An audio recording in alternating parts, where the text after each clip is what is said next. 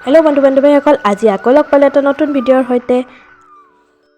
ৰাতিপুৱাই প্ৰসাদ ধুই ভিডিঅ'টো আৰম্ভ কৰিছোঁ। আজি কি দিন আগলৈ ভিডিঅ'টো চালে গম পাব, যিহেতু গম পাইছেই প্ৰসাদ ধুই ফল-মূল ধুই ভিডিঅ'টো আৰম্ভ কৰিছোঁ।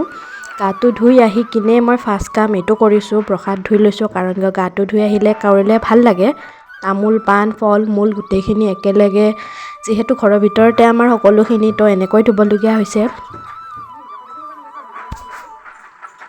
তো আজি কি সকাম আগলৈ ভিডিঅ'টো চাই থাকিলে গম পাব।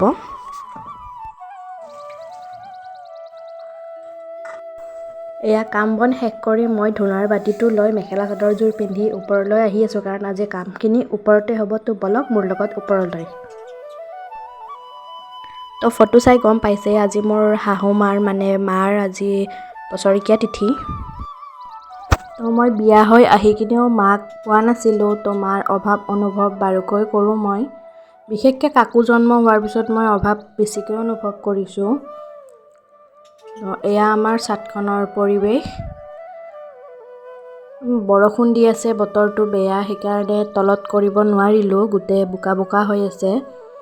এয়া বতৰটো চাওকচোন, একেবাৰে খোলা নহয়, পূৰা বৰষুণ দি আছে, মেঘেৰে ভৰ্তি হৈ আছে আকাশখন। এনেকেই কামখিনি নকৰিলেও নহয়, আৰু প্ৰত্যেকবাৰ এইখিনি সময়তে পৰে।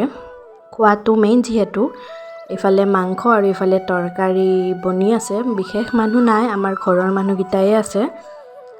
তেনেকৈ তো এয়া পূজা চলি আছে। মোৰ মানুহজনে ডাঙৰ ল'ৰাই পূজাটো সম্পূৰ্ণ কৰিছে। কাকু পূৰা ওপৰত খোলা পাই কিনে পূৰা দৌৰি আছে। এয়া তেওঁ কাম কৰি আছে। মায়ে মোৰ বাবে বহুত বস্তু থৈ গৈছে, কাপোৰৰ পৰা আদি কৰি বহুত হাতেৰে বনোৱা টেবুল ক্লথ, বিচনা চাদৰ, ফুল গোঠা, বহুত কিবাকিবি বস্তু থৈ দিছে। এইবোৰ যদি মই কেতিয়াবা সময় পাওঁ দেখুৱাম, কাৰণ কাকোৰ লগত খুলিব নোৱাৰোঁ। বাকচবোৰ পূৰা 5-6টা 10টামান বাকচ আছে, বাকচবিলাকত প্ৰায় সেইবোৰ কাপোৰেই ভৰি আছে। মায়ে বহুত হাতৰ কাম জানিছিল, আমাৰ ঘৰতো বহুত আছে আৰু বাকচৰ ভিতৰতো বহুত আছে।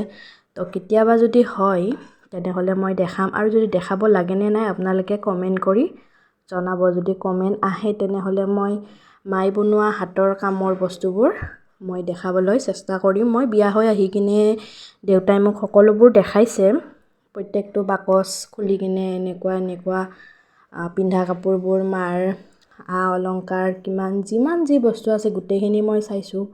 তাৰে চাই কেইপদমান বস্তু মোৰ লগত ৰাখিছোঁ, মই পিন্ধোঁ, মই পিন্ধি ভাল পাওঁ। আজি পিন্ধা চাদৰখনো বিশেষভাৱে মাৰ হয়, মায়ে কৰি থৈ যোৱা আনা কাটা বুলি কয়।